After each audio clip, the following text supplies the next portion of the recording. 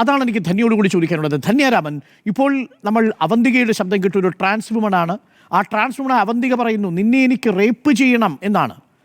അതായത് ഒരു പോൺ അഡിക്റ്റായ, ഒരു പെർവേർട്ടഡായ ഒരു ക്രിമിനലിൻ്റെ ഒരു മനോഭാവത്തോടു കൂടി ഒരാൾ സംസാരിക്കുന്നു എന്നാണ്. അത് ശരിയാണെങ്കിൽ എന്നുകൂടി ഞാൻ പറയാം. അതുകൊണ്ട് എൻ്റെ ചോദ്യം ഇതാണ്, ഇത്തരം പെർവേർട്ടുകളായിട്ടുള്ള ആളുകളെ സംരക്ഷിച്ച് നിർത്തുന്ന ഒരു പൊളിറ്റിക്കലായിട്ടുള്ള അന്തരീക്ഷം, ഒരു എക്കോ സിസ്റ്റം നമ്മുടെ നാട്ടിലുണ്ട് എന്നതിൻ്റെ ഒരു സാക്ഷ്യപത്രം കൂടിയാണോ ഈ രാജിയും ഈ വിവാദങ്ങളും? ധന്യരാമൻ. അതെ, എനിക്കും അങ്ങനെ തന്നെയാണ് തോന്നുന്നത്. കാരണം ഒരു പ്രശ്നം വരുമ്പം അത് എങ്ങനെ പിന്നെ സ്ട്രോങ് ആയിട്ട് ഹാൻഡിൽ ചെയ്യണം എന്നുള്ളത് ഇപ്പോഴും രാഷ്ട്രീയ പാർട്ടികൾക്ക് അത് ഭയങ്കര കുറവാണ്. കാരണം ഏറ്റവും കൂടുതൽ ഇപ്പോഴും പല പാർട്ടി ഓഫീസുകളിലും പെണ്ണുങ്ങൾ കൊടുത്ത, അതായത് രാഷ്ട്രീയ പാർട്ടിയുടെ നേതാക്കന്മാർ ചൂഷണം ചെയ്ത പെണ്ണുങ്ങൾ കൊടുത്ത പരാതികളൊക്കെ അവിടെ കെട്ടിക്കിടക്കുവാണ്. ഈ കോൺഗ്രസിന്റെ കാര്യത്തിലാണെങ്കിൽ നമ്മൾ നേരത്തെ ഇതേ റിപ്പോർട്ടർ ചാനലിൽ ഞാൻ വന്നിരുന്ന് ചിന്തൻ ശിബിരത്തിന്റെ കാര്യം സംസാരിച്ചിരുന്നു. ആ പ്രാവശ്യം 2 സ്ത്രീകളെ അവിടെ പിന്നെ സെക്ഷലി ഉപദ്രവിക്കാൻ ശ്രമിച്ച ഒരു വിഷയം ഉണ്ടായിരുന്നു. അന്ന് ഇതേപോലെ സ്ട്രോങ് ആയിട്ടൊരു ചർച്ച നടത്തി. അതിനുശേഷം എത്രയോ ഇൻസിഡൻസ് നടന്നു. നിങ്ങളൊന്ന് ഓർക്കണം, ഈ രാഷ്ട്രീയ പാർട്ടിക്കാർ പ്രതികളായിട്ട് വരുന്ന കേസുകൾ എങ്ങനെയായിരിക്കും ഇരിക്കുകയാണ്. ഈ കോൺഗ്രസിന്റെ ഒരു സ്റ്റേറ്റ് വൈസ് പ്രസിഡന്റ് ഉണ്ടായിരുന്നു, ജോർജ് എന്നാണ് പേര്.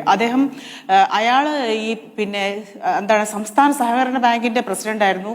ഈ വയനാട് ഉള്ള ആളാണ്. അപ്പോൾ അവിടുത്തെ ജില്ലാ സെക്രട്ടറി, DCCന്റെ ജില്ലാ സെക്രട്ടറിയും കൂടിയായിരുന്നു. അയാളുടെ 1 ഏക്കർ കണക്കിന് ഭൂമിയുണ്ട്. അതിന്റെ ഓപ്പോസിറ്റ് ഒരു ആദിവാസി കോളനിയാണ്. അപ്പോൾ അവിടുത്തെ അച്ഛനും അമ്മയും കുട്ടിയൊക്കെ ഇയാളുടെ വീട്ടിൽ ജോലി ചെയ്യാൻ പോവായിരുന്നു. അങ്ങനെ ഒരു ദിവസം 15 വയസ്സുള്ള കുട്ടീനെ ജോർജ് റേപ്പ് ചെയ്ത് കളഞ്ഞിട്ട് ഞങ്ങൾ ഭയങ്കര പ്രശ്നം ഉണ്ടാക്കിയ ശേഷമാണ് അയാളെ അറസ്റ്റ് ചെയ്തത്. 2015 ആ കേസ് എടുത്തിട്ട് ഇന്ന് 2025 10 കൊല്ലമായിട്ടും അയാളെ ശിക്ഷിച്ചിട്ടില്ല പോക്സോ കോടതി. നിങ്ങളൊന്ന് ഓർത്ത് നോക്ക്, വയനാട്ടിൽ SMS കോടതിയുണ്ട്, ഞങ്ങൾക്ക് വേണ്ടിയുള്ള കോടതിയാണ്, ഇതുവരെ ശിക്ഷിച്ചിട്ടില്ല. ഇപ്പൊ ഞാൻ കുറച്ചു ദിവസം മുന്നേ ഒരു കേസിൽ ശിക്ഷിക്കപ്പെട്ടു. അതൊരു CPIയുടെ ലോക്കൽ സെക്രട്ടറി വെഞ്ഞാറമൂട് ഞങ്ങളുടെ ഒരു 13 വയസ്സുള്ള പെൺകുഞ്ഞിനെ റേപ്പ് ചെയ്തതാണ്.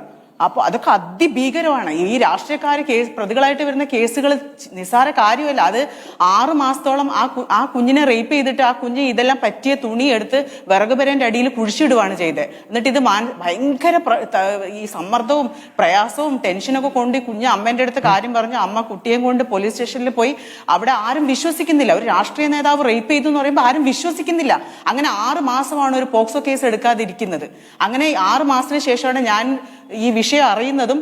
ഈ വിഷയം അറിഞ്ഞ ശേഷം ഞാൻ റൂറൽ SPയുടെ അടുത്ത് പോയി. അങ്ങനെ ഉടനെ കുട്ടീനെ മെഡിക്കൽ എടുത്തു, FIR ഇട്ടു, മജിസ്ട്രേറ്റിന്റെ അടുത്ത് കൊണ്ടുപോയി. അങ്ങനെയാണ് 13 വയസ്സുള്ള കുഞ്ഞിനെ, ഇപ്പോഴാണ് 2015 നടന്ന സംഭവം 2025 ഇപ്പം 20 വർഷത്തേക്ക് അയാളെ ശിക്ഷിച്ചിരിക്കുകയാണ്.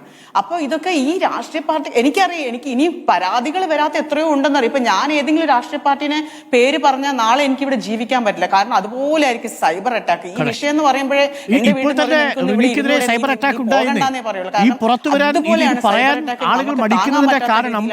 ഒരു വലിയ സൈബർ പടക്കൂട്ടം ഇവർക്ക് പിന്നാലെ അണിനിരക്കുന്നു എന്നതാണ് ധന്യരാമൻ. അദ്ദേഹം വന്ന പാലക്കാട് മുതലമടയെന്ന് ഒരു BJPന്റെ ലോക്കൽ നേതാവ് ഒരു 15 വയസ്സുള്ള ആദിവാസി പെൺകുട്ടിയെ മുതലമടയിൽ റേപ്പ് ചെയ്തൊരു കൊന്ന കേസ് ഉണ്ടായിരുന്നു. അങ്ങനെ ഇത്തരത്തില് ഈ രാഷ്ട്രീയ സ്വാധീനമുള്ള സ്ഥലങ്ങളിൽ എല്ലാ പാർട്ടിക്കാരും ഇത് നന്നായിട്ട് മനുഷ്യരോട് നിങ്ങൾ പൊതുസമൂഹത്തിന് വേണ്ടി നിൽക്കുന്നവരാണ്. അപ്പൊ അത് ഏത് രീതിയിൽ മാനേജ് ചെയ്യണം എന്നുള്ളത് ഇപ്പോഴും രാഷ്ട്രീയ പാർട്ടിക്കാർക്ക് മനസ്സിലാകുന്നില്ല എന്നുള്ളതാണ്. ഇത്തരം കേസുകൾ മൂടി വെക്കാതെ അത് സ്വതന്ത്രമായി കൈകാര്യം ചെയ്ത് ശിക്ഷ വാങ്ങിച്ചു കൊടുത്താൽ മാത്രമേ ഈ സ്റ്റേറ്റിന് സ്ത്രീകളെങ്കിലും തീർച്ചയായിട്ടും അങ്ങനെ ഒരു ആവാസ വ്യവസ്ഥ ഉണ്ടെങ്കിൽ അത് പൊളിക്കപ്പെടുക തന്നെ വേണം. ഞാൻ നിങ്ങളിലേക്ക് തിരിച്ചു വരാം.